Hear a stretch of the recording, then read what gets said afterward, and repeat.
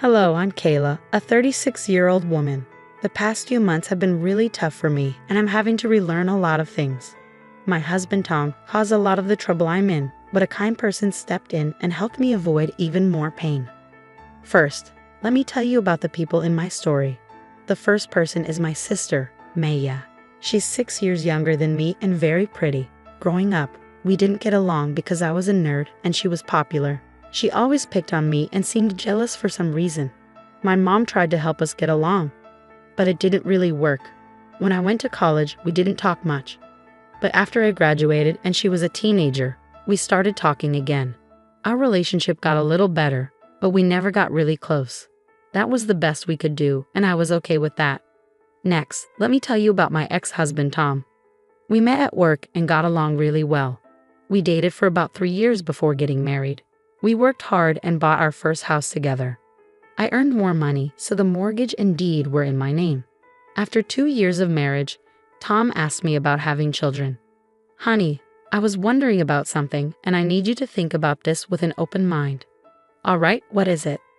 I've been thinking that we've been together for a while now, and maybe we could start a family of our own. Tom, you know how I feel about that. I know, but we have the money for it, and it would be really cute to have little versions of us running around, don't you think? Yeah, but kids are a lot of work and responsibility. We're the most hardworking and responsible people we know. Come on, give it some thought, okay? I promise I'll help take care of them. Just keep that in mind, okay? Even though I wasn't keen on having kids, I gave in because Tom kept bringing it up. First, we had a son, and 3 years later, we had a daughter. Initially, Tom was very helpful, but that quickly changed.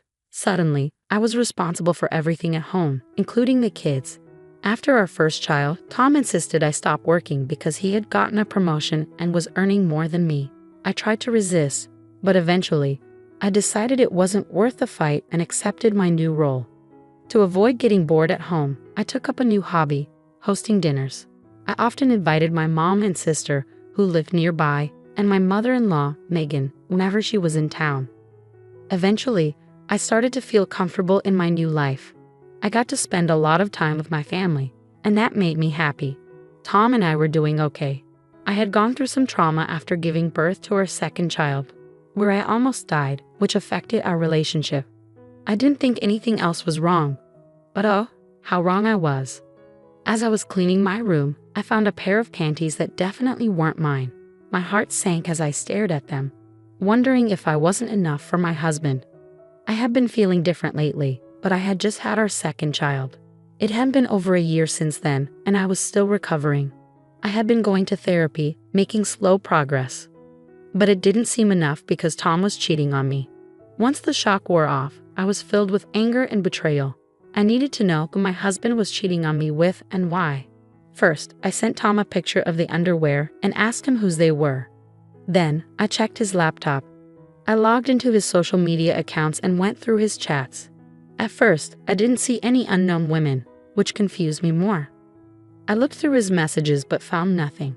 In my desperation, I went through every chat, even though I knew it was foolish because everyone in his contacts was someone. I couldn't believe that anyone in my life could hurt me that much. Then I realized that my sister's contact ID was everywhere I looked. At first, I didn't think much of it because why would my sister and husband talking be suspicious? But when I checked their chats, I felt sick to my stomach. They were full of pictures and videos of them in bed, messages about how much they love each other, and plans for Tom to leave me. I couldn't believe my own sister would do something so awful. Our relationship had never been perfect, but this was a whole new level of betrayal. First, I threw up because I was so disgusted. Then, I tried calling Tom, but he didn't answer. So I called my sister. Maya, hey, what's up? Don't hey, what's up me? Seriously, what's wrong with you? I don't know about mine, but I do know that I found a pair of your panties in my bedroom. Have you been sleeping with Tom? Yeah, for a while now. Why, Kayla? Seriously, you thought it was okay to sleep with my husband because you thought I was boring? And being my sister didn't even stop you? Look, I thought I was helping you out. I was keeping Tom busy so you could focus on the kids. Are you serious? That's the dumbest thing I've ever heard. Look, we didn't mean for it to go this far, okay? I only did it because he kept hitting on me. And he's a nice guy, Kayla. But he was my husband. Why would you help tear our family apart? I just want what's best for Tom, okay? If I'm the best for him, then so be it. You're disgusting. I hung up, unable to believe her nerve. I just lay in bed and cried. I never thought my life would come to this. Eventually, my youngest woke up crying, so I tended to her. I felt empty as I went through the motions of the day. I couldn't let my kids know something was wrong. They didn't need that worry.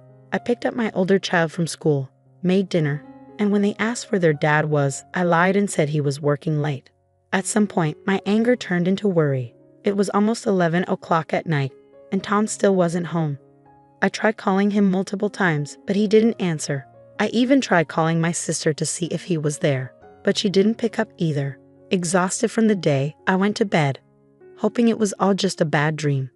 The next morning, I woke up feeling like something was wrong. I looked around and realized Tom's things were gone from the room. I checked the cupboards and drawers, and most of his stuff was gone from the house too. He had left while I was asleep, without saying a word. I couldn't believe it. He just left me without even trying to talk. I didn't know what to do. All I could think about was taking care of my kids first. Then, I'd figure out everything else. I woke up, got the kids ready, dropped off the oldest at school, and then took the youngest to my mom's place. She could tell something was off because I was distant. All I could think about was how I'd managed to raise 2 kids alone. Whenever I came back to reality, I remember I had to tell my mom about my sister and husband. Eventually, she couldn't wait any longer and asked what was wrong. Okay, I've had enough of your silence. What's going on? I don't know how to say this. Why don't you start from the beginning? Well, I found out that Tom has been cheating on me. What? How do you know? I found another woman's underwear in our room. When I asked Tom about it, he didn't answer and then left. He left? What do you mean? When I woke up this morning, all his things were gone. Gone? You didn't try to stop him? I didn't even realize when he came back. I fell asleep around midnight, and when I woke up, all his stuff was gone. Oh my God, my poor girl, I'm so sorry this happened. Yeah, it gets worse. Oh no, what happened? Do you know who Tom cheated on you with? You mean you know who he cheated with? Yeah, I snooped through his things to find out. I wouldn't have tolerated this under normal circumstances, but this is different. So, who is it? Maya. Excuse me? What? Are you serious?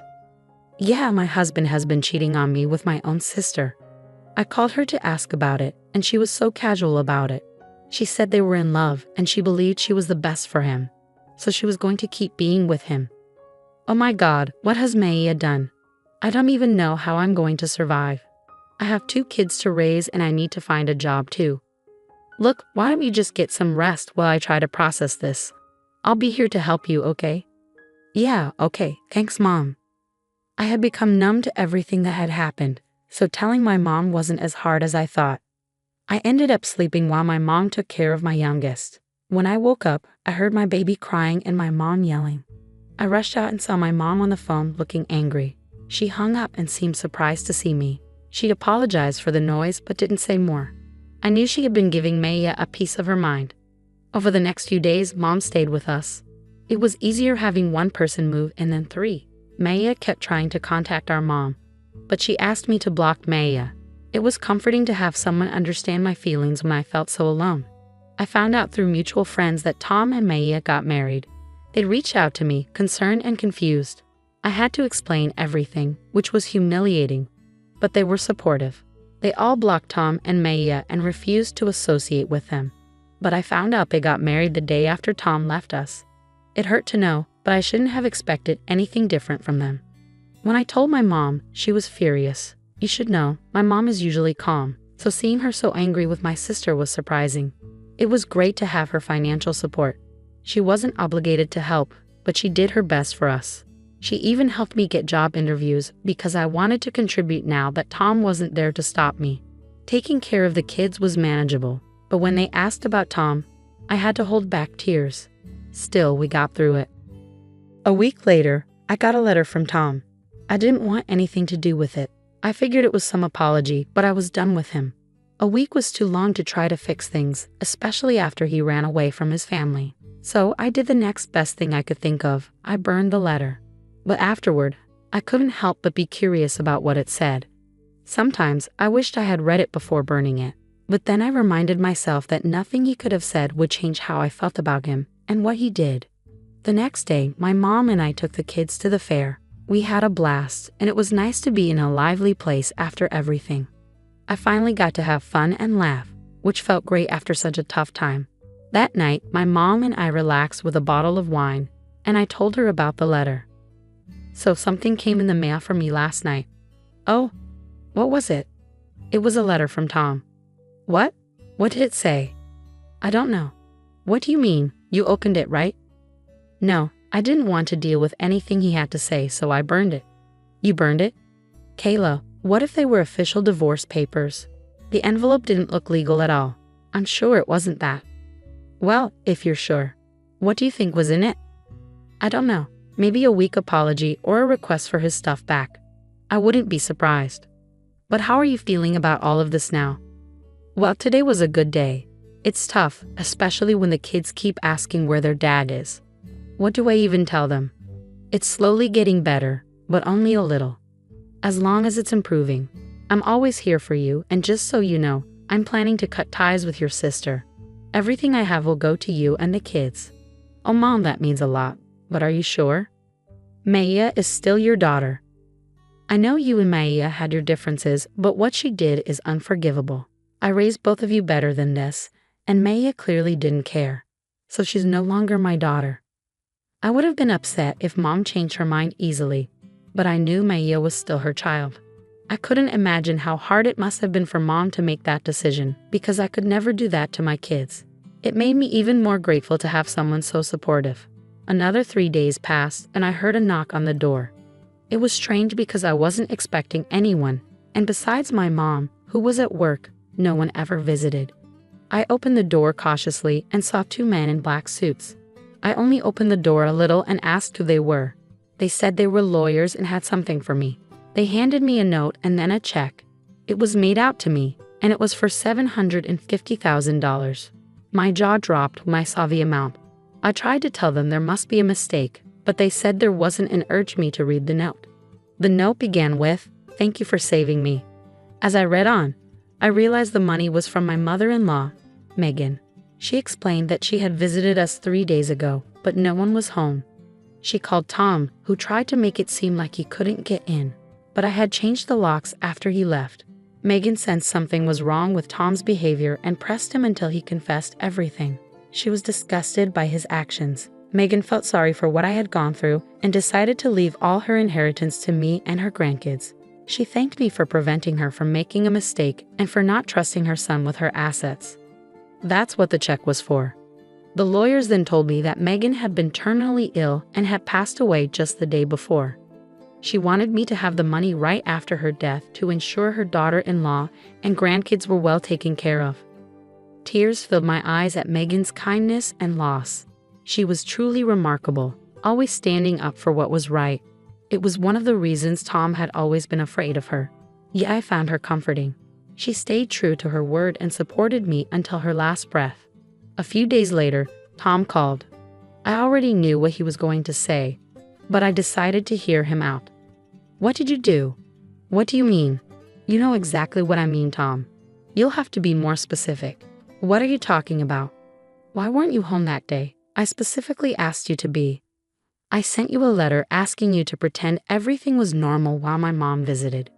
Oh, is that what the letter said? You didn't read it. No, I burned it. You betrayed me. My mother was going to help me with the inheritance, but you took it all because you're selfish. That's ironic coming from you. You abandoned your family and only cared about contacting me when it involved your inheritance. Love can't be forced. I did what was best for me, and your mother did what was best for us. Don't ever try to contact me or the kids again. Goodbye. After that, things moved quickly.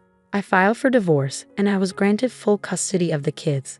Tom tried to fight for the inheritance, but Megan had made it clear that I was the one to receive it, so he didn't succeed. Tom and Maya tried to pressure me into giving them some of the money, but I stood my ground and refused. Life has become easier since we got the money. I put a portion aside for my kids' college and invested the rest. My mom could retire, and I started working. My kids have come to terms with their dad not coming back, and when they're older, I'll tell them everything. I'm still hurting, but I know things can only get better from here.